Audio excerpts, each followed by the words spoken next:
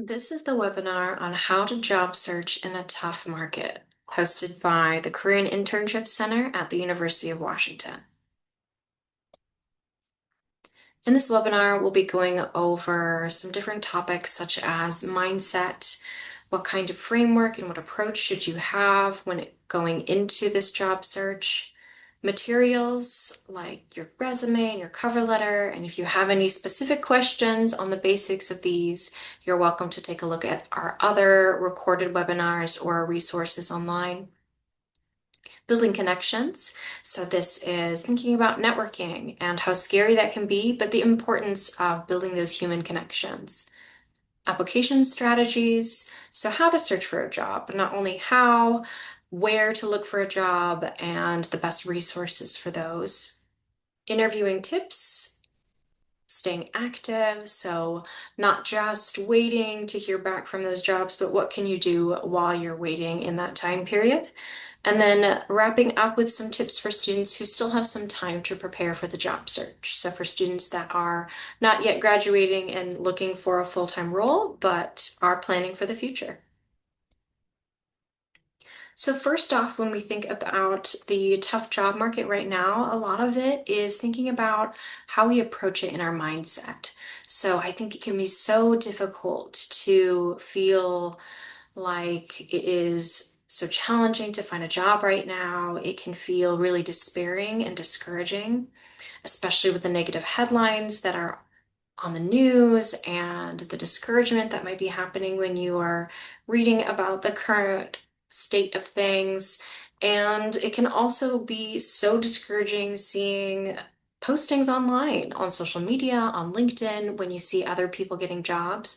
But it's so important to not compare your journey to others. The journey to finding a career, to getting a job, especially in this current day and age with AI and the current political climate, we cannot compare ourselves to other people. We all start off in different places. We all have different factors that contribute to our life. And so our journeys will look completely different. It is so easy to also feel incredibly discouraged with rejection, but unfortunately, in the job search, rejection is just a part of the process. So if you think about yourself as an actor or an actress and auditioning for roles over and over and over again, rejection is just a part of this. And that it doesn't necessarily have to do with who you are as a person. It is not a personal attack on your character, on who you are. It just might not mean that you're getting the job at this moment. It might mean that it is not the time right now. This might not be the role for you. And even with the ghosting and the rejection emails or messages, it is important not to take this personally. Again, it is not necessarily a personal attack on who you are and your character. But because of all this, and we know that it is so much easier to say than to actually do, it's really important to take care of yourself in this time. So if this is building specifically a group of people that will care for you, the people that will back you up and that are rooting for you in your corner, it is important to implement self-care and resilience strategies. And having these people and this support team might be that thing for you that really helps get you through and encourage you in this time period. It is also really vital to keep an open mind about all the different possibilities that have to do with your major, your interest, your skills. And so while it could have been so easy to specifically aim for the type of job that you've been hoping for throughout your time in high school, or even your dream job throughout most of your life, or what your family wants you to do, it's important to keep an open mind that it might not necessarily be the time for you to get that dream job, that you can use your skills and you can use your values and your goals and be able to serve in so many different areas, whether or not this is in corporate, nonprofit, government, healthcare, education. If your goal is to help people, you can do that in any of these areas. If you are really skilled in tech, or if you're really skilled in people work, you can do that in any of these areas.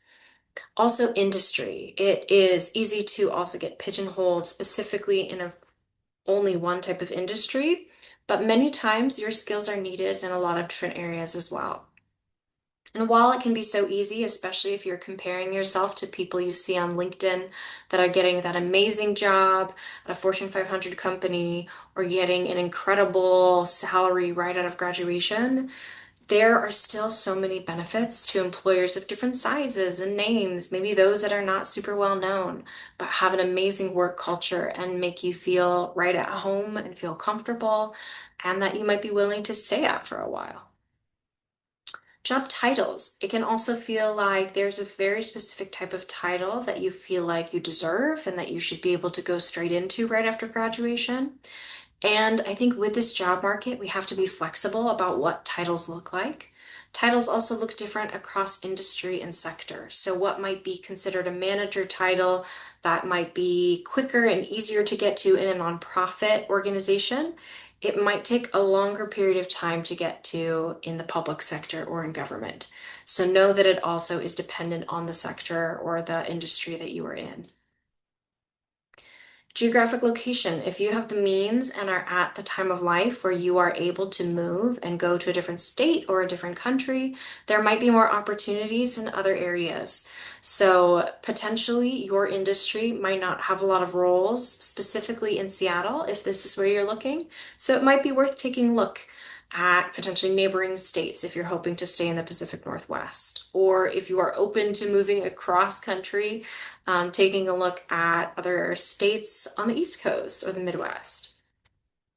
Pay and benefits. If this is also an area that you are able to be flexible on, sometimes it might be better to start off in a lower pay position in order to work your way up to get to the role that you're hoping for. And I know that this isn't necessarily possible for everyone, but it is an option. If you are able to take some cuts in maybe rent, maybe you get some roommates, or maybe you have a dual income household, you're maybe able to make a little bit of adaptation there, um, if you have the means and are in that time of life and are able to. Materials. So when we think about application materials, we often are thinking about resumes and cover letters.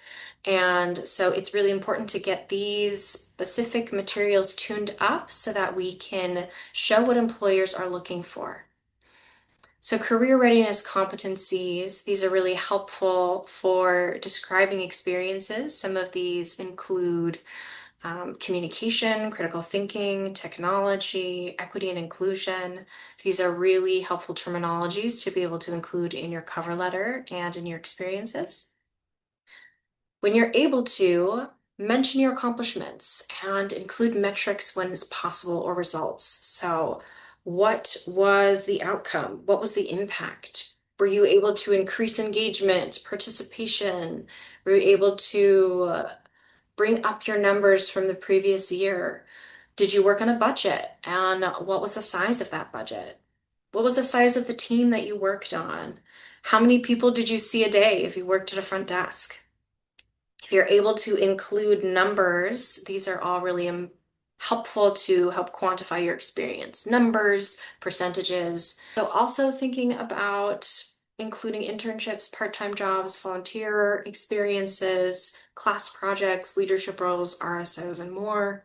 So if you do not have enough professional experience and you don't have an internship, I recommend trying to find opportunities on campus that you can volunteer or joining a club and potentially a leadership role in a club. And if you are unable to do any of that or you're looking to update your resume right now, we would have you focus on academic projects. So that would be class projects like a research paper or even a group project. If you put in the time now, then it should reduce your overall job search time in total. So especially if you're able to create some resume templates based off of certain industries. So maybe you make a template resume for public sector, then for private, and then for nonprofit. That way you're able to cater the skills that you focus on in those materials to those specific industries.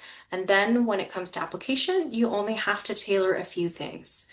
So if you decide to use Gen AI, make sure that you edit and personalize your work. So don't just copy and paste. Don't just use the template that it generates for you. Make sure that you edit it so that it sounds like you and it is accurate to your work, and tailor those materials. So you can definitely use AI as a thought partner and help you look up the keywords in the job description, but make sure that when you integrate it, that you still sound like yourself. And you also will want to get some feedback, whether it is from us at the Career Center, from career coaches, or from a peer or family and friends. We also have a tool called JobScan, which is a AI tool that you can upload your resume and the job description, and it'll give you feedback on recommendations of what you could include and ways that you could update your resume. And oftentimes, when they have a section that says a cover letter is optional, students often ask if they should write one. Definitely write one. Um, this will only help you rather than hurt you. Building professional connections. So this is a better way to think about it than just the word networking, which can kind of seem a little bit daunting. Maybe you're imagining a large room of people in suits and clipboards and a lot of extroversion. But building connections doesn't necessarily have to feel like that. It can be a little bit more one-on-one. It can be a little bit more slow. You don't have to extrovert and speak to a ton of people in a room. However, the importance of human connections can be really, really vital in your job search and make the difference. So ask your family, ask your friends, ask them to introduce you to professionals that you could learn from. And if you don't have family and friends in this industry, maybe you're first gen, you can definitely ask your professors, ask peers in your class, or see if you can speak to someone after an event and ask if they can connect you with someone there. Asking alumni and connecting with alumni are also great resources as well. But if you're able to attend any of our career fairs, which happen once a quarter, this is great because you're able to directly and in person speak to someone that is actively hiring. And oftentimes they take notes on the people that they meet. And if they are able to receive a positive impression from you, that can make a difference in the hiring. Attend networking events because they can provide a structured and friendly environment to get advice, or any other events. And you can use tools like Husky Landing or LinkedIn to reach out to alumni. And then most importantly, after events and interviews, you are able to follow up with them with an email. If you have a physical in-person card, that's a great tool as well. And thank them. Thank them for their time. Include any personal notes that you remember. So maybe it was a conversation, maybe it was the event that they spoke at, and say what you appreciated, and share your contact info and ask if they'd be willing to share theirs.